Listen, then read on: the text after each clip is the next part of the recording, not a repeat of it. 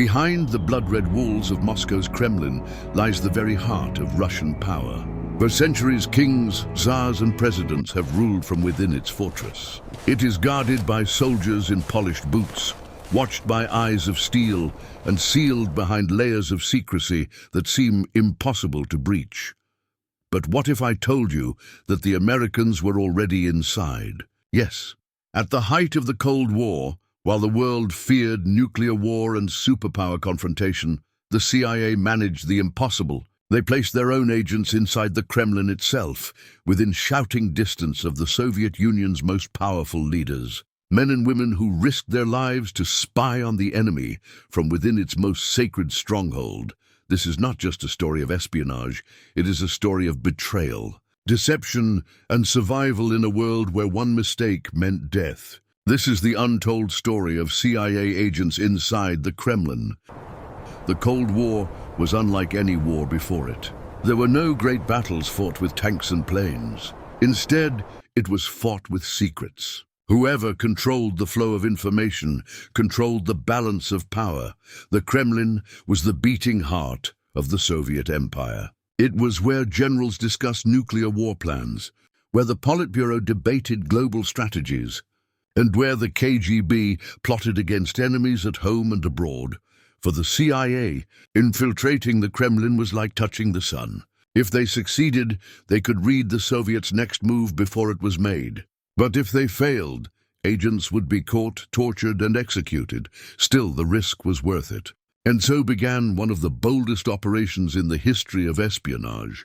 The Kremlin is not just a palace. It is a fortress. Its walls, some nearly 20 feet thick, date back to the 15th century. Armed guards patrol every entrance. Surveillance cameras watch every corridor. Every official, from janitor to general, was screened by the KGB before being allowed to work there.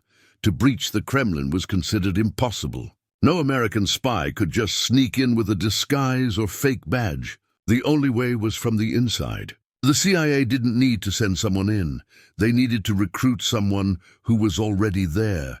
This meant finding ordinary people, clerks, drivers, translators, typists, anyone who could walk past those walls without suspicion. To the Soviet government, these people were invisible. To the CIA, they were priceless. Recruitment was the hardest part. How do you convince a loyal Soviet to betray his motherland? The CIA relied on the oldest principles of espionage: mice, money, ideology, coercion, and ego. Some Soviet citizens were seduced by money. Dollars meant luxuries they could never dream of under communism. Others were driven by ideology, men and women who saw the cruelty of the system and wanted revenge. A few were blackmailed, caught in compromising situations and forced to spy. And some simply craved importance, the thrill of being part of something greater. One of the CIA's first breakthroughs came in the form of a Kremlin translator. On the surface, he was a loyal Soviet worker who turned political speeches into English, French, or German. But in secret, he carried a second loyalty. Through him, the CIA gained insight into internal communications, private speeches, and even the mood of the leadership. He was not James Bond. He was an ordinary man with an extraordinary role. A man who risked everything just to pass a slip of paper hidden in his shoe. By the late 1960s, the CIA's operations had spread. One translator became two. A typist in the Kremlin's offices quietly copied sensitive documents. A driver overheard private conversations in his car and reported them later. Even cafeteria workers, unnoticed by the powerful men they served, became unwitting assets. Individually, each piece of intelligence seemed small. But when combined, they painted a clear picture. The CIA could see the rivalries inside the Politburo, the doubts of Soviet generals, and even secret preparations for nuclear deployments. One driver was especially valuable. His passengers were senior Soviet officials who spoke freely, believing their words vanished into the car's leather seats. But the driver remembered every word. Later, in whispered meetings with CIA handlers, he repeated them verbatim. A conversation about moving troops, a casual mention of shortages, an argument about arms treaties, all became vital intelligence for Washington. The CIA called this Mosaic intelligence, tiny tiles that formed a massive picture. And that picture gave the United States a priceless advantage. Life as a spy inside the Kremlin was unbearable. Imagine walking into work every day, knowing that one wrong glance could mean death. The KGB watched everything. They randomly searched offices. They tracked movements. They even monitored body language. The agents lived in constant fear. When passing documents, they had to use dead drops, hidden locations where information was exchanged without face-to-face contact. Some used hollowed-out books. Others used matchboxes with microfilm. A few even used diplomatic pouches carried by friendly American officials. But no matter how careful they were, the risk was always there. One typist made the fatal mistake of leaving a piece of coded writing in her desk. The KGB found it, arrested her, and interrogated her for weeks. She broke, confessed, and was executed quietly. Her family was told she had died of illness. Her name was erased from Soviet records, yet the network continued. The CIA could not afford to lose their eyes and ears inside the Kremlin. The most valuable breakthrough came in the 1980s. A Soviet military officer, disillusioned with the system, agreed to work for the CIA. Unlike typists or drivers, this man had direct access to high-level military documents. He smuggled out intelligence on nuclear missile deployments, command and control systems, and war strategies. His information allowed American leaders to anticipate Soviet moves with near-perfect accuracy. Some historians argue that his reports may have prevented nuclear escalation by giving the US confidence about Soviet intentions.